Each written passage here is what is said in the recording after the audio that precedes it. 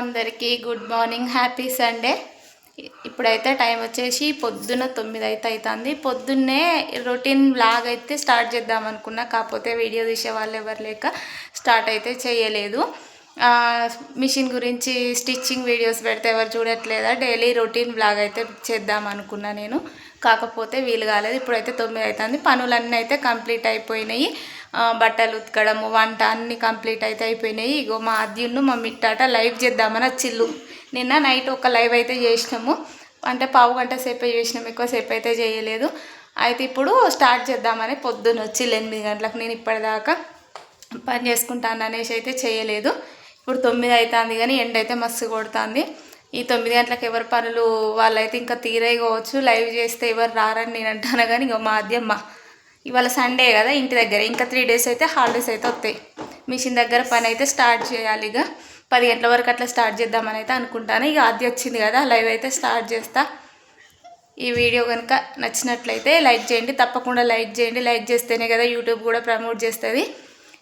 ఎందుకు నేనైతే ఇవాళ చేసే రొటీన్ బ్లాగ్ అయితే నచ్చినట్టయితే ఖచ్చితంగా కామెంట్ చేయండి, సబ్స్క్రైబ్ చేసుకోండి. ఖచ్చితంగా మర్చిపోకుండా ఫస్ట్ ఒక లైక్ ఇచ్చిన తర్వాతనే వీడియోని అయితే చూడండి. లైవ్ చేస్తానటివి చేస్తావా? నేనే చేస్తలేనా? చేస్తావా? లైవ్ స్టార్ట్ చేద్దామా? ఇటు ఎండకు బాగా ఫోకస్ కొడుతుంది. మరి టిఫిన్ చేసిలేగో, ఎండ అయితే మస్తు వచ్చింది. పొద్దున్నే 9 అవుతుంది అంత కొడితే, కాకపోతే ఎండ అయితే మస్తు వచ్చింది. లైవ్ అయితే స్టార్ట్ చేద్దాం ఇప్పుడు 9 గంటలకు. చూద్దాం ఇక ఎంతమంది వస్తారు. గవెందుకు తీస్తాను? బాబాకి వచ్చినాయి, కానీ నువ్వు తీస్తావా?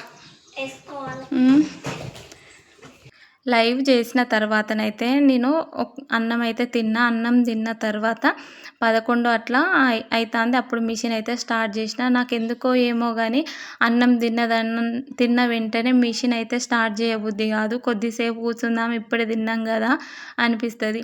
ఆ 11 అన్నది కాస్త ఎవరన్నా బ్లౌజులు పట్టుకొచ్చినా వాళ్ళు అట్లా కూర్చొని ముచ్చట పెడతా ఉంటే నేను 12 గంటల వరకు అయితే ఎక్కుతా. అంటే సీజన్ టైంలో అట్లా ఏం లేదు, అట్లా బద్ధకం అయితే చూపించను. సీజన్ టైంలో అయితే వాళ్ళు వచ్చి ముచ్చట పెట్టినా వాళ్ళని అటు పక్క కూర్చోబెట్టి అయితే నా పని అయితే నేను చేసుకుంటే, ఇప్పుడు అంతా వర్క్ ఏం లేదు కదా, అంత తక్కువనే. ఇప్పుడు ఇక్కడ పెళ్ళిళ్ళు కూడా ఏం లేవు అన్నట్టు, అందుకోసం పెళ్ళిళ్ళ సీజనే, కాకపోతే మా ఊర్లో ఏం పెళ్ళిళ్ళు లేవు, అందుకోసం అంత బాగా ఏం పని లేదు కదా అన్నట్టుగా. కొన్నే కదా అవి డైలీ వేర్ బ్లౌజులే ఉంటాయి కదా, అందుకే అంత అర్జెంట్ కాదనేసి నిమ్మలంగానైతే ఉన్నా అన్నట్టు. ఇట్లా ఇంట్లో కుట్టే బ్లౌజులు, ఇంట్లో కుట్టుకునేటోళ్ళకైతే ఒక బెనిఫిట్ ఏముంటుందంటే, ఎప్పటికీ ఎవరో ఒకరు వస్తూనే ఉంటారు నా దగ్గరకు. అయితే ఎప్పటికీ 2-3 వచ్చి కూర్చుంటూ ఉంటారు. వాళ్ళు ముచ్చట పెడతా ఉంటే మనకు పని అలిష్ట అన్నది కూడా తెలియదు. ఇవాళనైతే నేను అంటే నిన్న సగం కుట్టిన బ్లౌజ్ ఒకటి ఉండే, అది ఇంకోటి లైనింగ్ బ్లౌజు, ఒక సాదా బ్లౌజ్ అయితే కుట్టిన. ఆలోపు ఈ ఓవర్లాక్ చేయమని అయితే వస్తే ఓవర్లాక్ అయితే చేసిన అన్నమాట. ఓవర్లాక్ చేసి కొన్ని టాప్స్ అయితే కుట్టేసి ఇచ్చేసిన. ఆ లోపు ఏమైంది, 4 అయింది. 4 గంటలకు మనకు అందరికీ ఉన్న అలవాటే కదా, టీ టైం అయితే అయింది. టీ చేసుకుందామని అయితే మిషన్ పైన నుండి అయితే లేచిన. మళ్ళీ టీ తాగిందంటే మళ్ళీ మిషన్ పైన కూడా కూర్చోబుద్ధి కాదు. నాకు ఈ వ్లాగ్ చేయడం వస్తుందా లేదా అన్నది కూడా కామెంట్ చేయండి ఖచ్చితంగా. ఎందుకంటే ఫస్ట్ టైం కదా, కొంచెం భయంగానైతే చేస్తాను. ఏదైనా తొందరగా రాదు, నేర్చుకుంటేనే కదా వచ్చేది. అలవాటైనా కొద్దీ నాకు కూడా అలవాటు అవుతుందని అయితే నేను అనుకుంటాను. ఎట్లా ఉందో కామెంట్ కూడా చేయండి. అయితే మిషన్ బ్లౌజుల గురించి పెడితే ఎవరు సరిగ్గా వ్యూస్ రావడం లేదు, అందుకోసం ఎవరైనా కావాలనుకుంటే వాళ్ళకైతే స్టిచ్చింగ్ అయితే ఖచ్చితంగా చెప్పుతా. అంటే నాకు వచ్చిన పద్ధతిలోనే చెప్తా, అంత బోటిక్ స్టైలు అట్లా అని కూడా నేను చెప్పలేను. నాకు వచ్చినట్టయితే నేను ఖచ్చితంగా చెప్తా.